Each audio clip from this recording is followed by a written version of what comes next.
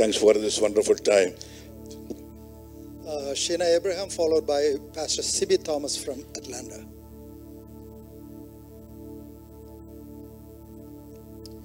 I had the privilege of meeting Sam June of 2005. And when I think of Sam, the word that comes to mind is the word obedience. I was one of the 33 that was able to go on that missions trip to Guyana. And that was an answer to prayer and an answer to a dream that I had from when I was very, very little. And his obedience throughout this week, some of us on the team were just reminiscing on that trip and how much it has impacted us even this many years later. And it was all because of one person and the seed that he planted and the timing of his obedience. Just to share how much is impacted even in 2018. Right now, my parents could not be here. They're in Kenya right now serving the Lord. And it's because of that trip and Sam's obedience. It has impacted us so much. And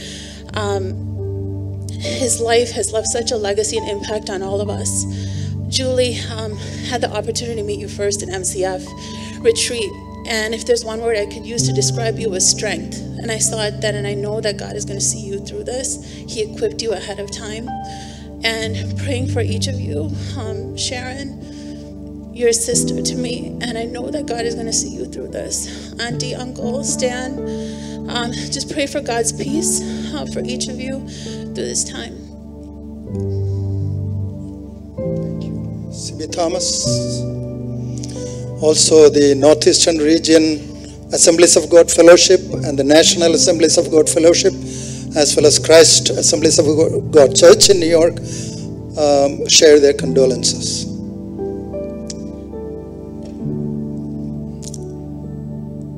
Job said one time, "The Lord giveth, the Lord taketh away. Blessed be the name of the Lord."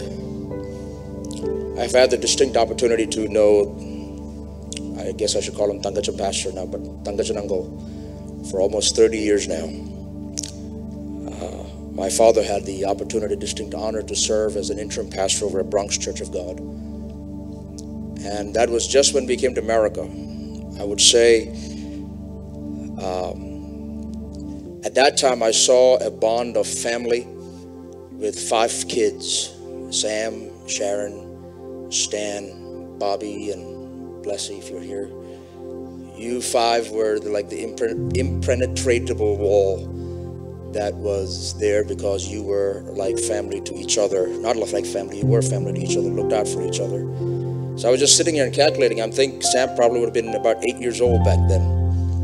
And from that point on, there's a bond that grew with this family, and it's a bond that was not breakable, and we thank God for this moment. Let me tell you something, let's be very honest. Sometimes when reality hits, there is no word to come and comfort you. You can lose a loved one, and there is no words that can find that will tell you the right word of hope to comfort you. See, when Paul in Acts chapter 20, when he was leaving a group of people, he looked at them and he said to the people in Ephesus, and he looked at them and said, "I will not see you anymore." Then he walked around and he told one verse, a few things after that, "But make sure that no wolves will come and attack you."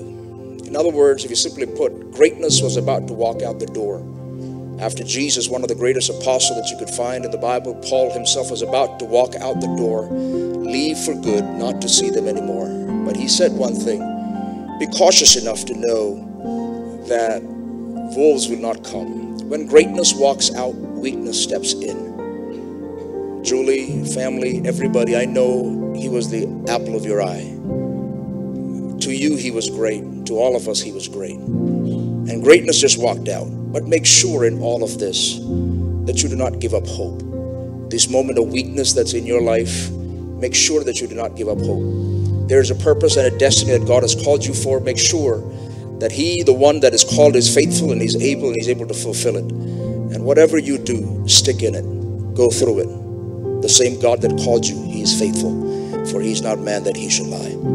On behalf of Calvary Assembly in Atlanta and Pastor Shibu Thomas and Pastor Thumpy Matthew and the entire family and our family as well, my mom's condolences being shared with you. May God bless you. May God strengthen you. May God keep you.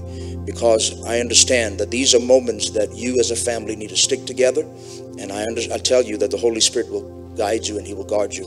And whatever you need, look around you. There's family that loves you. God bless.